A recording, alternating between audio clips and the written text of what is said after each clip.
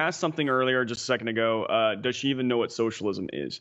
The question, or the answer to that question is no. Many of the people who actually are supporting socialism have never had to experience that, and this is why they are so far behind this. With the socialist wave rising with Bernie Sanders and Ocasio-Cortez, they've never had to experience what it's like to not be able to be rewarded with abundance for abundance. They've never actually had to starve, or they've never actually had to cut back on their food intake because they didn't have what was necessary to acquire that food, the currency necessary, like they do in Venezuela, where you might wait in a bread line for hours only to find out that there's no bread. You could go to the black market, but that's going to cost you an arm and a leg.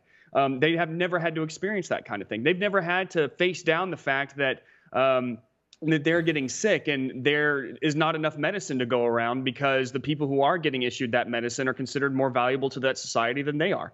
It happens even in the first world country in the UK, where they figure, hey, we won't save this baby's life because that baby is just not really necessary. So I do not think that the people who are right now supporting any kind of socialism actually know what socialism is. If they really did, like many of the people who are fleeing socialist countries, like many of the people who are writing books, who are appearing on news channels and stuff like that to talk about this kind of thing, if they knew what it was like, they would run in the opposite direction of socialism. They like socialism because it's a radical idea. It's romanticized in a way that makes it sound like revolution, and it's fair and it's just. That's what they hear from everyone. But really what it is, it's a death trap.